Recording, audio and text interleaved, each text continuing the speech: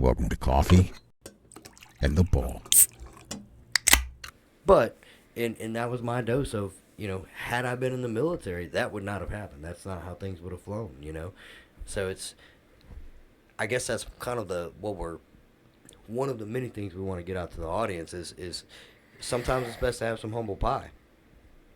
Be the low guy on the totem pole for a little while and Right. work your way up and earn that respect to be able to sit at the big kids table, to be able to argue back or get your point across and be understood as somebody who has the merit to speak with the boss or identify with problems or solutions or situations. I think that's something that's definitely going to help. For the guys who are either just getting out of high school, Right. They're in the 18 to 25-year-old age group where they're still learning life. Honestly, and some of them, not everybody's created equal. Some people have it. They learn it quicker. Some people learn Right. a lot slower. But typically that age group, is where the guy, they're still learning what type of guy they're going to be, what type Right. of man they're going to be. Some of them are starting families, and they're learning how to be dads. They're learning how to be husbands, and it's honestly a lot to take in at one time. Yeah. And I want everybody to listen out there in our follower world and anybody who listens to the podcast. Mike and I say all the time, we don't have the answers. Right. We know what a lot of the problems are. We don't have the answers. We don't have the solutions. We have what worked for us. Sometimes it's the same thing. Sometimes it's something completely different, but it was a solution one way or the other for us. And if it helps you guys, great. If it doesn't help you, hey, it's a tool for you to pass on to somebody Right. else that, hey, this worked for, somebody you may know. And so with that, I want to put out to the younger generation, to the guys that are a lot younger than us that are listening, we're not telling you how to live your life. We're not saying, hey, whippersnapper, come listen up for a minute. Let me put some wisdom on you. That's nowhere near what we're trying to do. We're telling you through our own life experiences that we've been arrogant. We've thought we knew everything. We've thought we've been there, and we're trying to say it in a way that doesn't sound like your dad. Well, so originally I wasn't gonna put this story on this episode, but I'll go ahead and do it. Me and my wife had got married. We got married at 21. Right. We were both going through college. I was working night shifts at a warehouse at the time. She got you when you were still good looking. Yeah. Oh, I was gorgeous. Yeah, no, I've Yeah. seen the pictures Anyway, with your parted Justin Timberlake hair. So I didn't have that. Yeah, I know. So one of the things that we got married young, and so I was still learning. Hey, how to be a husband. What did Right. she expect from me? Did she expect me to have the answers, or did she want it to be more of a team approach, or did she want me to listen to her? Like, obviously, there's different marriages have different dynamics, Right. And so we're still honestly, we didn't move in together until we got married, and so we're starting. We got married in May. In September of that year, or we got married in May of 2009. In September of 2009, her biological father passed away. Now leading up to that, he got put in the hospital, and he lived. We're in Louisiana. He lived in Florida, and when he got hospitalized, she gets a call from the hospital, and we're talking to a nurse, and the nurse is like, "Look, if y'all want to head this way, it wouldn't be it wouldn't be a bad idea. I can't really discuss everything over the phone, due to HIPAA and things like that." And so we kind of spent a couple hours going back and forth because the issue was we were both in college. She wasn't making very much money doing some part-time jobs. I was making decent money, but it was going to bills because I was unfortunately I was more irresponsible than she was, but we still made some very financially irresponsible moves. And so I think I had like $200 in my bank account, right? Well, she takes and we get a call from the hospital that, hey, we might need to make a trip from Louisiana to Florida. And so I'm looking at it, I'm like, that's $200. Like, I don't have the gas money to get down there, much less hotels and food and time off work and all this other stuff. Like, I've got to look at all this. And I'm like, I don't know what to do here, but I don't also, that's her dad, so she's like, Right, hey, right. I need to go. And so I remember I was talking to the nurse and over the phone, and I was like, look, I understand you can't tell me what I need to do. I said, but this is my predicament. This is where I'm at, and this is just being honest. This is what I've got. Do I need to make a trip down there? And I remember this nurse, she didn't know my name didn't know me from anybody. And she's like, look, if this was my dad, I would make sure I make this trip, And so I was like, all right, well then we're going to take and we loaded. Remember, I had to call my professors at college, let them know, hey, I'm not going to be, because we had testing coming up, all kinds of stuff, and I had to call and let them know, hey, I'm going to miss this test or this project because of this. I'll have whatever documentation I need. Had to call into work, do all this stuff. I had to change my oil before going on the trip. Like, there was so much stuff at one time where I'm like, oh my, I had $200 in the account. I just spent $40 on oil trying to change. Right. And so we get down there, and I think it was a 14-hour drive. We get down there, and unfortunately, we get down there one day. I want to say it was 3-4 days later. Unfortunately, he passes away. And I remember, for me, it thrusted me into a world where I didn't know what to do. You don't train how to be a young husband and try to be a source of comfort for your wife who's mourning her dad who passed away. And there was one of her family members that he was actually the brother of her dad. He pulled me to the side, and I remember he told me, he said, look, it's okay. Y'all got a lot going on. We want to bring y'all, come to the house. We'll get something to drink, something to eat. Y'all just chill out a little bit. And I had a conversation with him that it helped me out a lot, because it was the first time I realized, one, you can't figure out all the answers. You don't have all the answers. At 23, 24 years old, I was 21 at the time. I did not have the answers. I didn't know what to do. I didn't know how to be a man for her, and how to answer, set up a funeral, and do all this other stuff. Like, there's all kinds of stuff that these people ask you questions, and they expect you to stand 10 toes to the ground and answer all of them. And you don't really know what to do, And so I remember it was 4 or 5 days of after he had passed away, of my wife handling funeral arrangements and things like that, and just. The only thing I could think to do over and over and over was I would ask her, hey, are you okay? No, she's not okay.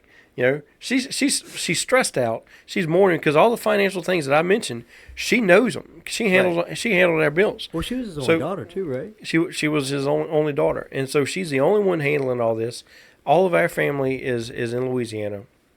And so, honestly, she felt alone in a lot of it. Right. And so she's getting pulled in a million different directions. And then you got my dumb ass every time she turns around, because she's got this worried look on her face, or she's tired, or, she's crying. And I'm, hey, you okay? Hey, you okay? She's like, if you don't stop asking me if I'm okay. You know what the worst part about this is, and I know this is going to come off semi-sexist, but hear me out, is nobody ever looks at the difficulty that's on you. The burden. You just don't know what to do. Right. You don't know what. Right. Like, it's so easy to look at her and say, okay, I know she's struggling. Like, dad just passes away. Now she's got this burden on her back that I know he didn't intend to leave it on her, but she's taking the reins because no one else is going to do it if she doesn't. And not making fun of you, but you're just an idiot on the side. I was 21 years old. Right. Yeah, I was dumb. Right. Like, I'm married to you, and I want to love you, and I want to support you, and I want to hold your hand through this whole process. I don't know how to do any of that, and you stand there like an idiot because you're like, I just want to, are you okay? You okay? Right. Because that's all you can think to do, and nobody ever thinks to pull you aside as an older male or somebody who's been through that before, to be like, hey, Mike, it's okay to just shut up. Yeah, just stand there quietly, Occasionally, just reach over and grab her by the elbow. Just let her know you're there. You don't have to pull her. You don't have to move her. Just touch her and let her know, hey, I'm here. Like, no words have to be said. Nobody teaches you that. Right. Until for the final time, she goes, if you say it one more time, I'm going to punch the shit. And you're like, oh, look, we almost went to an argument. I remember, and she's so proud of this moment. Because I remember we had to get out. We had been staying at the house that her dad had. Well, he shared that house with his girlfriend at the time. Right. Girlfriend was a horrible person. I'm leaving it at that. Yep. And so my wife is like, look, I need to get out of this house. And so we decided for whatever I was going to treat her. We went. My boy. We went to the good old Red Lobster. And I remember we go to the Red Lobster, and she's tired. I'm tired. You're just exhausted, man. And we sit down, and the waiters come by and they set the little coasters down on the table or whatever. And I ordered a Coke or sweet tea or whatever it was, and I remember drinking from the cup, and I set the cup back down on the table, but I didn't set it on the coaster, and it made the little sweat ring on the table, and Red Lobster's got the wooden tables. Right. They're not like a synthetic material; they're actual wood. They just got like lacquer or something like that on. I don't know, some type of sealant. Anyway, it left a sweat ring on the table, and I remember she looked at me with the most serious face I've ever seen her have. And she's like, you realize you just ruined that table and the waiter has to pay for that. And I'm like, what? She goes, that's why he put coasters down, dummy. And so I'm like, I didn't realize this. And I'm also tired, so my brain's not firing on all cylinders or whatever. But I could see, hey, if you damage something at work, you're responsible for it, And so I'm like, all right. So I put the cup on the coaster. I'm sitting there trying to wipe it. And you ever seen the ring that forms underneath lacquer, like a little moisture ring or whatever? That's what happens. So I'm sitting there. I'm like, I'm about to cost this server their thing. Like, I can't tip them enough to pay for this table, And I remember I showed a sign of concern, and she starts busting out, dying laughing. For like 2 seconds, my brain is like, you're not that stupid. I know you're not that stupid. No, I fell for it. I 100% fell for it. The other part of my brain is either Brittany believed that and genuinely had concern, or she got you. No, she got me. She got you 100%. She got me. Oh, and I can see her face when she does it. Like, I'm picturing her. So I'm sitting here. It's been 8 days, I think it was at the time. 8 days of me dealing with her being in a traumatized state and me trying to, and so like I'm not really focusing on what she said. I'm focusing on her, Right. And she turns around and she plays this practical joke on me or whatever, or this mind game. I'm like, okay, I see how this is going to go. Right. And but even to this day, she starts dying laughing when she thinks of that. But and that was a long, boring story just to say, hey, sometimes it's okay to not have the answers. Right. Sometimes it's okay not to be the one that everybody goes to. It's okay to just, like, for lack of a better term, sit down and just be quiet for a minute and see where you can fit in versus forcing yourself into something. Real quick, everybody out on the live, we got about 2 more minutes on the live, and that's going to end. We're going to wrap up our podcast afterwards, but then don't worry, we'll be back. Give us another 15 to 20 minutes, and we'll be back on the live. Okay, just guys? jump on there, and we're going to discuss this, kind of approach it from some different angles or whatever. It's going to be a little bit more entertaining, but more dealing with the people in the live. Right. So real quick shout out to Giggle Fart. I don't know what you gave us, but thanks for doing it. That's the name, Giggle Fart. That's the only reason you decided to do a shout out. No, he's got a top gifter badge. We're just going to edit this part out of the regular podcast. I probably will. Yeah. As Miss Riley, thank you for the like and the share that you do out there. So anyway, back to what we're saying. So this is a little just a tad off topic for what we're going on, but it's directly involving in your relationship, because I've said it before. I love the chemistry and the bond that you and Brittany have, and it's one of the few relationships that I've ever, I say been included in, but been exposed to. Is probably the best way to word it. And the way that the two of you have different dialects, I can tell how well you guys read each other. And growing up, I never saw my parents fight or argue. Not once. They did. Like, we knew they did. But we never saw it. We never heard it. They made it a point to not do it in front of us. And I say it often. It taught me the importance of not arguing in front of your child, but it also hurt me in the relationship standpoint because I never learned how to have a healthy disagreement and conversation with somebody. And mostly it was because my mom was in a very abusive, physically and mentally abusive relationship prior to my father.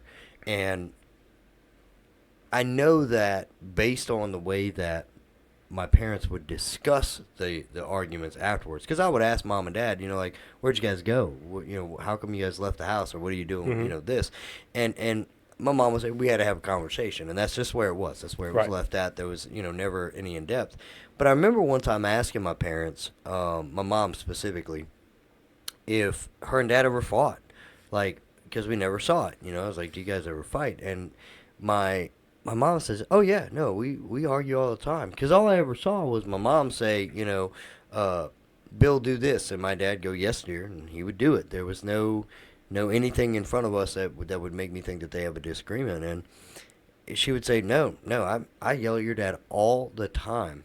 She goes, we go back and forth for rounds. She goes, but I'm not doing that in front of you. That's a side of adulthood you don't need to be a part of. And I know that they were trying to protect us, but it's one of the things that I like about being at your house or being around you and your wife is when you guys disagree with something, you don't do it in front of anybody, right? Mm-hmm. Like it's very much that I'm not going to discuss your life outside of that, like this is what we're talking about, but I'm not going to discuss the specifics of the argument or whatever the disagreement is. But I've always noticed that within 10 to 15 minutes afterwards, you guys are asking the normal, what do you want to eat? Or, we'll laugh. Just move on rather than hanging on to it. Right. And so it brings me back to our topic today of the things that we're not taught, the things that nobody ever said, like, hey, you're going to find the love of your life, get married, build a house, and build a family and do all of this. Nobody ever told you about the times where it's like, hey, it's going to suck. You guys are going to hate each other's guts for a couple of days, or you're going to forget her birthday or not get her anything for her birthday or Christmas or Valentine's Day. It happens. But lessons were learned. Right. And so, like, it brings me back to, my first marriage. She was married to me. I was married to the military, and I was not the husband that she deserved. Where my second marriage, I said, okay, I'm going to dedicate myself to this marriage. I'm going to make sure I have a job that puts me at home more often. I get to spend more time with her, get more time with the kids. And I laughed about it when I got divorced because my first marriage ended because I was gone too long. I was always away. I was always at work. I was always doing X, Y, Z, and my family wasn't number one. My second marriage, I was home too much. My family was I was too far up their back ends, and I was always there, and there was no break from me. And so I'm thinking in my brain, like, where is the middle ground? Right. Like, find somewhere in the middle. Like, where do I do this? And so recently, and tonight, it's been a development for me. And I'm seeing this young lady, and she ends up having car trouble all day.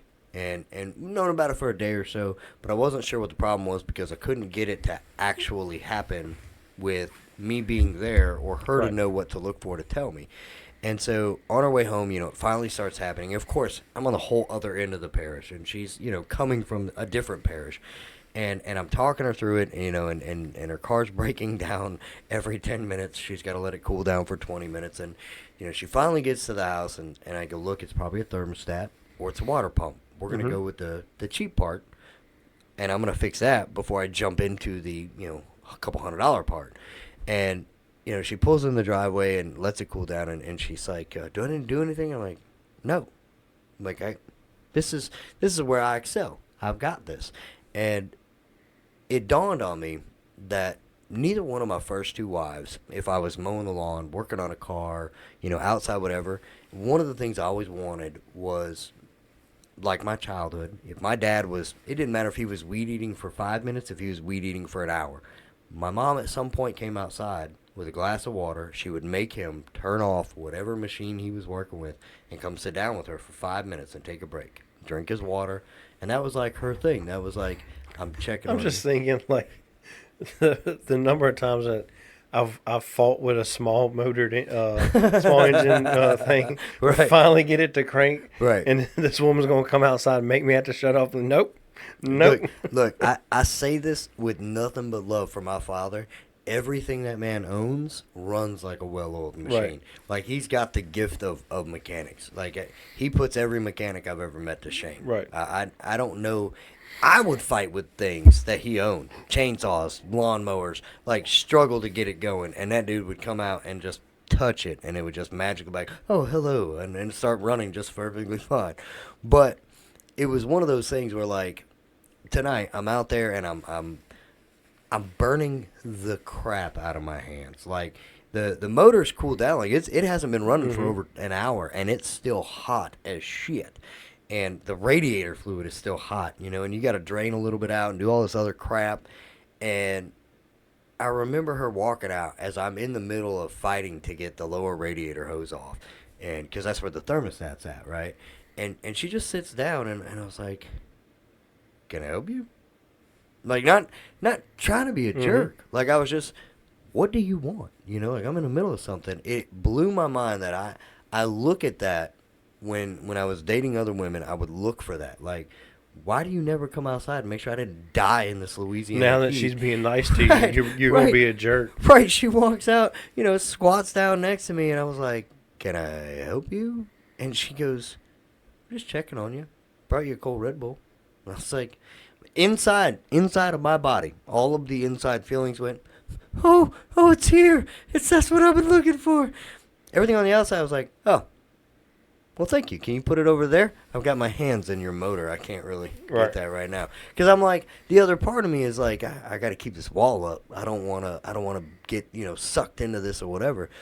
But again, it's that thing that nobody ever teaches you how to do everything that we got to know how to do as a man. You know, as far as mechanics, somebody's going to come out and they're going to be like, all right, this is how you do this. This is how you replace this, or this is how you hit the starter with a hammer.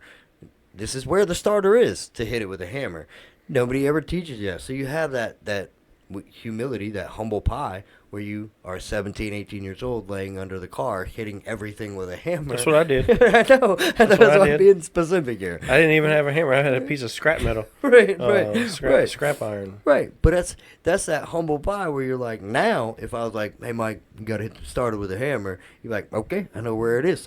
Give me 2 seconds. Don't know what direction I'm hitting it, but I know I'm hitting the hell out of it. But that's what we're trying to get at with our episode tonight is sometimes you got to have that humble pie and just let it happen, you know, and swallow it down, let it be. And that's when it's happening, realize it's happening. You know, don't look at, unfortunately, it is a gift horse. It's a gift horse is right there. Don't look it in the mouth, because that's life giving you your humble pie and saying, hey, sometimes it's right here and you got to not be an asshole to it. But I think that's a big step that you and I are trying to take with our podcast is we're trying to give out that lessons through our experiences, our hard knock life, as we called it back in the 80s and 90s, that, you know, we're not hurting. We're not billionaires, you know. We're not, you know, in the Oval Office, but through our experiences, we have in-depth knowledge of when you're on top and when you're on the bottom and everybody and everything is kicking you. It's time to eat some humble pie and just own it and learn from it, and don't let it tie you to the ground, because that's when you get into the checkout phases or the it's never going to get better phases, or the poor me's and all that. But you know, there's ways that you can eat your humble pie and move forward and progress and become a successful member of your, what do you call it, your group of people. You know? I'm just letting you know I'm not helping you out with this. I know. I'm letting you just work through it. Like, I'm letting him struggle. Guys, I hope mean, y'all enjoyed this episode today. If you did, great. If you didn't, that's fine. Find another podcast. I'm just kidding. Regardless, shoot us a like, shoot us a follow, do all those things. I really do hope y'all enjoyed it. If there's something you want to hear about, or you know, something you may disagree with, you know, we're perfectly fine with that. We're big enough for that. Shoot us an email at coffeeandthebull@yahoo.com. We're looking forward to getting some of those, and we'd like to kind of start a dialogue with you if you have any ideas or something you want, a route you want us to go. Right. So in the meantime, we're going to say adios and toodaloo. So stupid. Adios.